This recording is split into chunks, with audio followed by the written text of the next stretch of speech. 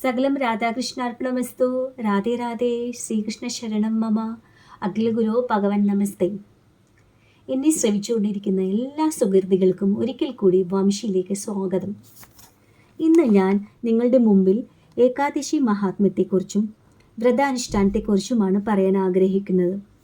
എന്തുകൊണ്ടാണ് ഏകാദശിക്ക് ഇത്രമേൽ മഹത്വവും ഭഗവാൻ ശ്രീഹരി വിഷ്ണുവിൻ്റെ പ്രീതിക്കും ക്ഷിപ്രപ്രസാദത്തിനും കാരണമായതെന്ന് നോക്കാം. ഏകാദശിയെക്കുറിച്ച് ആദ്യമായി വിവരിക്കപ്പെട്ടത് ശ്രീമതി രാധാറാണിയിലൂടെയാണ്.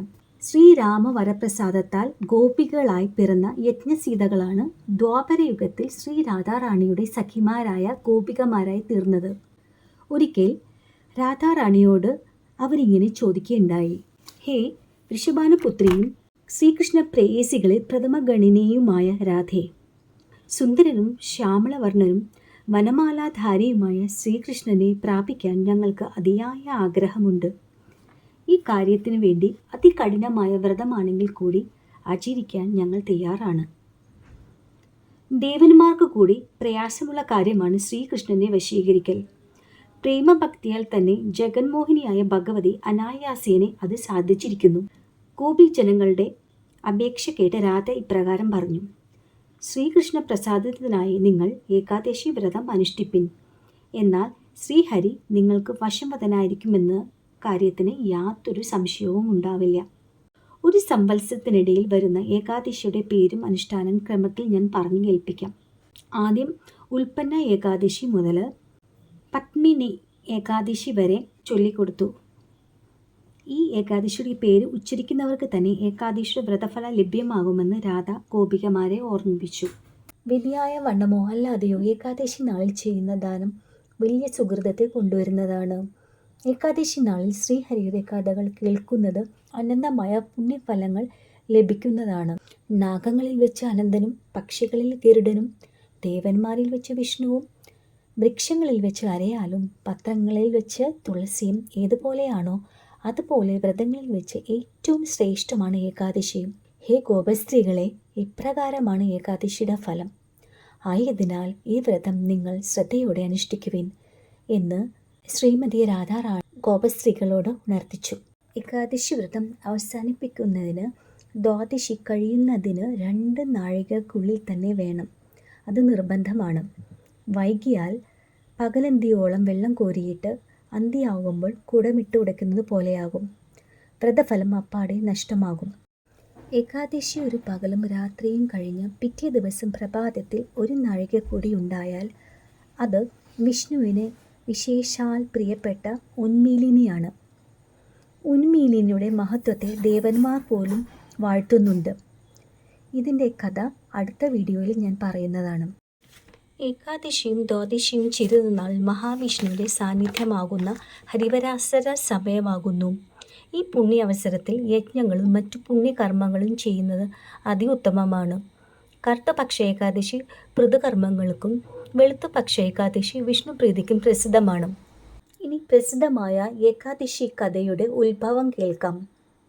ഏകാദശി വ്രതത്തിന് ഇത്രമേൽ ദിവ്യത വന്നതിനു പുറകിലുള്ള കഥ ഇപ്രകാരമാകുന്നു. പണ്ട് കൃതയുഗത്തിൽ മുരൻ എന്ന അസുരനുണ്ടായിരുന്നു. അവൻ ദേവന്മാരെയെല്ലാം ആട്ടി ഓടിച്ചു.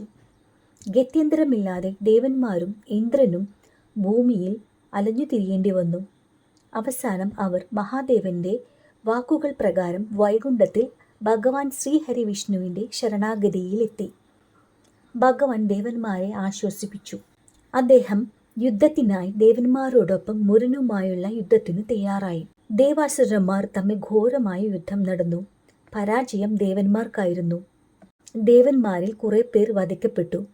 മുരൻ ഭഗവാന്റെ ആയുധത്തെയൊക്കെ തടഞ്ഞുകൊണ്ടേയിരുന്നു. പിന്നീടുള്ള ദ്വന്ദ്വയുദ്ധത്തിൽ മുരനിൽ നിന്ന് രക്ഷപ്പെട്ട് ഭഗവാൻ ക്ഷീണം തീർക്കുന്നതിനായി ബദരി ആശ്രമം കാണുകയും അവിടെയുള്ള സിംഹപതി ഗുഹയിൽ കയറി യോഗനിദ്രയിൽ ആണ്ടുപോകുകയും ചെയ്തു. അസുരൻ വിഷ്ണുവിനെ പിന്തുടർന്ന് ഗുഹയിലെത്തി. അവിടെ യോഗനിദ്രയിലുള്ള ഭഗവാനെ വധിക്കാൻ ശ്രമിച്ചപ്പോൾ ദിവ്യ തേജസ്സും ബലപരാക്രമങ്ങളും കലർന്ന് വിവിധ ആയുധങ്ങളേന്തിയ സ്ത്രീരൂപം വിഷ്ണുവിൻ്റെ ദേഹത്തിൽ നിന്ന് പുറപ്പെടുകയും ആ രൂപം ദുഷ്ടനായ മുരനെയും സംഘത്തെയും ഭസ്മീകരിച്ചു. ബഹളം കേട്ടുണർന്ന വിഷ്ണു ആരായിരിക്കും അസുരനെ കൊന്നതെന്ന് വിചാരിച്ചു അത്ഭുതപ്പെട്ടു. അപ്പോൾ ഇവനെ ചുട്ടു ചാമ്പലാക്കിയത് ഞാനാണ്. ഒരു തേജസ്വിയായ സ്ത്രീരൂപം വിഷ്ണുവിന് മുമ്പിൽ നമസ്കരിച്ചു കൊണ്ട് പറഞ്ഞു.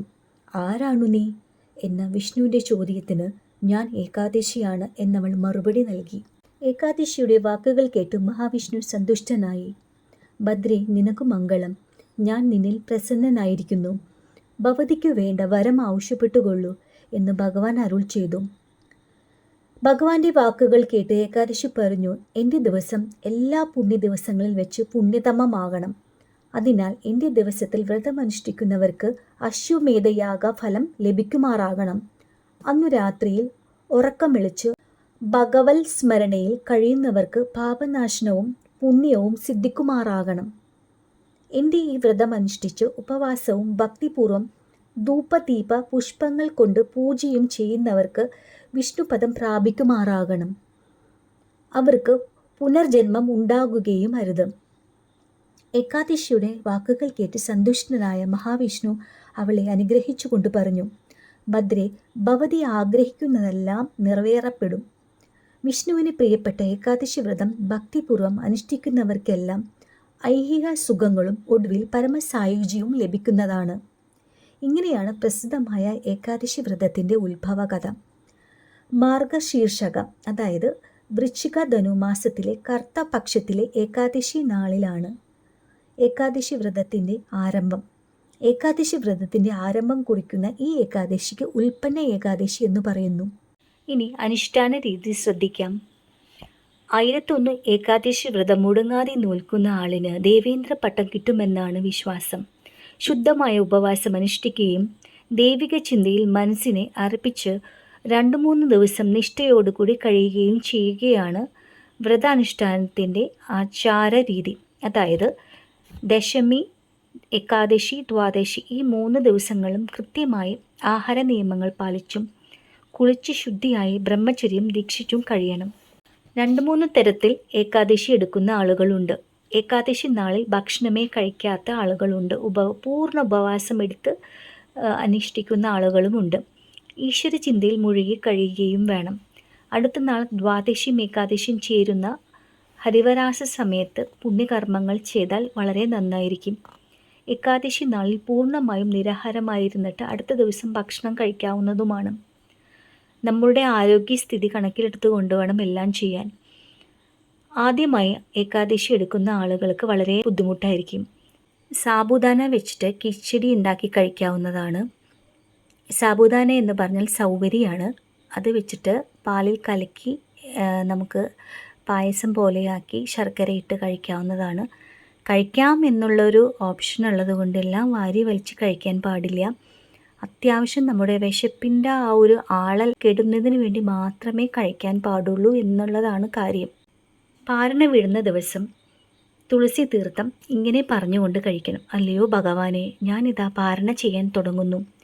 എനിക്ക് നിന്തിരുവടി ശരണമേകണമേ എന്ന പ്രാർത്ഥനയോടെ സേവിച്ച ശേഷം ഭക്ഷണം കഴിക്കാവുന്നതാണ്. ഇതാണ് ഏകാദശി വ്രതത്തിൻ്റെ അനുഷ്ഠാന രീതി.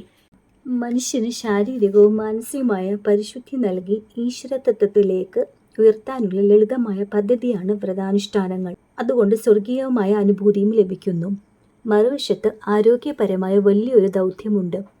പ്രകൃതി ചികിത്സകരും മറ്റെല്ലാ വിഭാഗം ഡോക്ടർമാരും ഒരുപോലെ സമ്മതിക്കുന്ന ഒരു കാര്യമാണ് ഇടയ്ക്കിടെ ഉപവാസം സ്വീകരിക്കുന്നത്. നമ്മുടെ പചന പ്രക്രിയയുമായി ബന്ധപ്പെട്ട് അവയവങ്ങളുടെ സുരക്ഷയ്ക്കും സുഗമമായ പ്രവർത്തനത്തിനും വളരെ നല്ലതാണ്. ആമാശയം, ചെറുകുടൽ, വൻകുടൽ എന്നിവയെല്ലാം വിശ്രമം നൽകലാണ് ഉപവാസം കൊണ്ടുള്ള പ്രധാന പ്രയോജനം. കൂടാതെ ഉദരശുദ്ധി, സൂക്ഷ്മ ശുദ്ധിയും നൽകുന്നു. ഈ ആരോഗ്യനിഷ്ഠ പാലിക്കാൻ പ്രേരകമാകട്ടെ എന്ന് കരുതിയാവും പൗരാണിക കാലം മുതലേ ഏകാദശി മഹാത്മ്യ കഥകൾ സമൂഹത്തിൽ പ്രചരിച്ചു പോരുന്നത്. പുതിയ ആളുകൾ വ്രതാനുഷ്ഠാനങ്ങൾ ചിട്ടയായി മനസ്സിലാക്കുകയും വ്രതം നോൽക്കുകയും വേണം. മാത്രമല്ല ഇത് മറ്റുള്ളവരിലേക്ക് പകർന്നു കൊടുക്കാനും കഴിയുമാറാകട്ടെ എന്ന് പ്രത്യാശിക്കുന്നു. എന്നെ ശ്രവിച്ചുകൊണ്ടിരിക്കുന്ന എല്ലാ സുഹൃത്തുക്കൾക്കും ഈ മനസ്സമാധാനവും സംതൃപ്തിയും ആരോഗ്യനിഷ്ഠയും ജീവിതത്തിൽ ഉടനീളമുണ്ടാകട്ടെ എന്ന് ഭഗവത് നാമത്തിൽ പ്രാർത്ഥിച്ചുകൊണ്ട് ഈ വീഡിയോ നിർത്തുന്നു.